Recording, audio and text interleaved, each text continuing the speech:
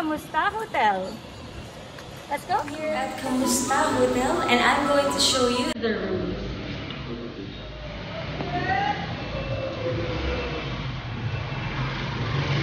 So here you have your own balcony. This one bedroom.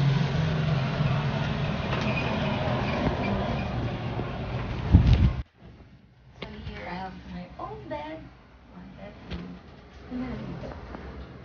I'll just stand.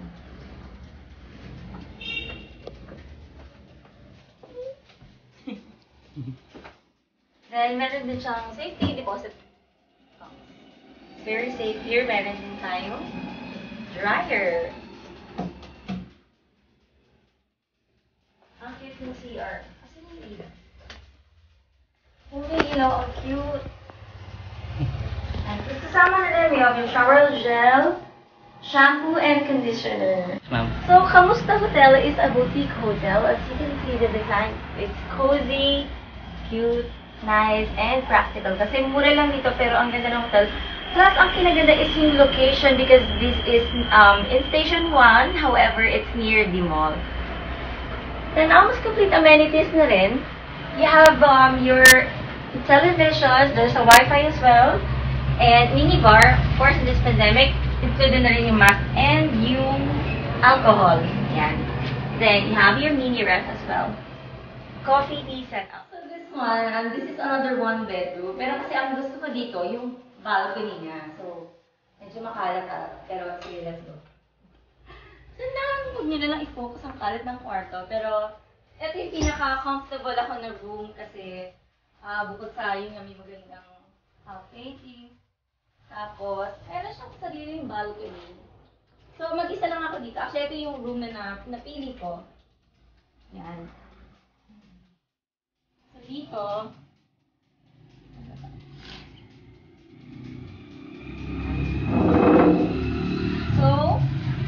coffee na lang or, you know, inom-inom lang.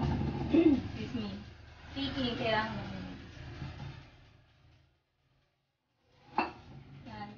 Perfect siya kahit mag-isa lang ako. Hindi ko na-board kasi maluwag. Kaya gusto ko siya. By the way, meron din iron dito.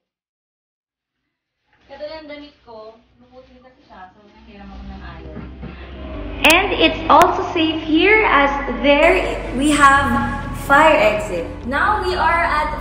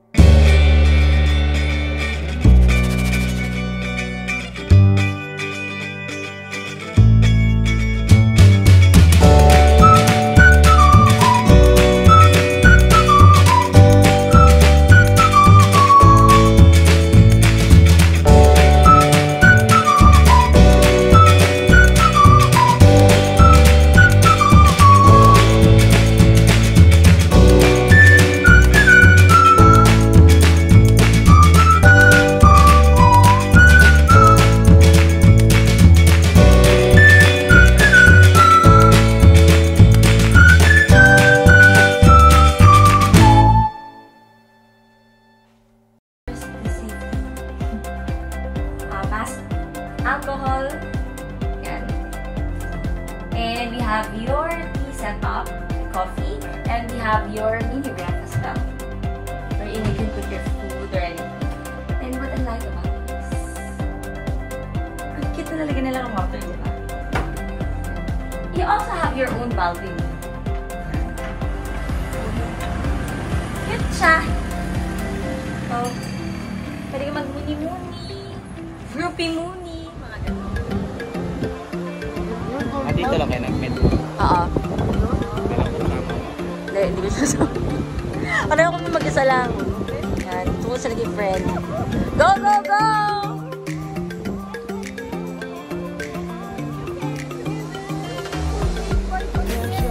Okay, 500. Tuwa na siya, guys.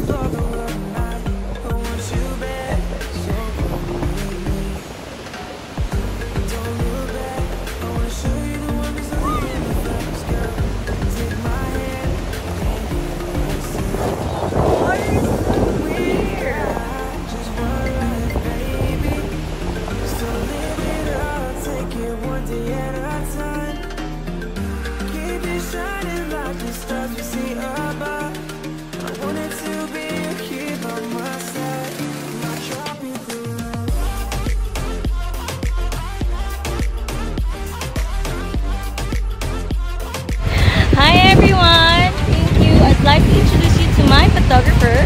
Kuya, yan. Siya ang responsible sa aking magagandang photos at sila kuya. Pag pumunta kayo dito sa Boracay, make sure mag-rent kayo sa kanila. Ano yung pera-pera ko kuya? Paddleboard tsaka surfing. How much? Yung paddleboard 500. Yung surfing 800. Kasi yung surfing kasi may instructor. 800 serving. Good for how many? 1 hour po. 1 hour. Oh, sino nga hanapin? Ito mo. Andre. Yan, Andre. And long. And? Long. Long. Lifeguard lang sila. Paano ba kayo? Magaling sila mag-photo. Saan kayo usually nakasama kuya? Strawberry Station 1. Yan, dito sila lagi Make sure hanapin nyo sila pag pumunta kayo dito sa Discovery. They are great guys, mga mababait. And of course, respectful sila. Okay. And of course, sila ate na nagbe-braid. Yan, ito yung mga sample ng braids nila. Yan. Magkano ang braid ate? Promote na natin yan sa aking vlog. 200 pag isang side. Pag all side, yung ito, yung bonggang-bongga ito, magkano yan? Ay, mas mahal ma'am. Ito talaga mismo? Oo. Abot yan ng 10 or 6. 600? 6,000. 6,000? Yes. Kasi ano yun ma'am? Yarn. Mahirap. So, mahal ang yarn, ganun? Mahirap gawin ma'am, maliliit. Okay. Kala ko yung yarn mahal kasi dito sa Boracay. Hindi ma'am. Ito lang ma'am, yung mga simple, ma'am. Mura. Yan, may mga bracelet din. Yan. Ganyan, 400 lang yan. Buo. Ano yung best seller niyo na braid, ate? Ito. Yung side. Yes. Uy, si Christine Reyes na. Ako gumawa niyan mo. Magkano yan? Kamukha mo mama. Yes! Kamukha mo. Kawig talaga, totoo. Magkano yun? Yung pinagawa ni Christine Reyes? 350 with color. Pwede na. Tinulayan niyo siya ng buhok? Hindi, yarn lang din. Color yarn. Okay. Ate, anong name mo? Ito pala, nandito yung number niya pag gusto niyo magpa-braid. Ano name mo, ate? May. Sige, thank you.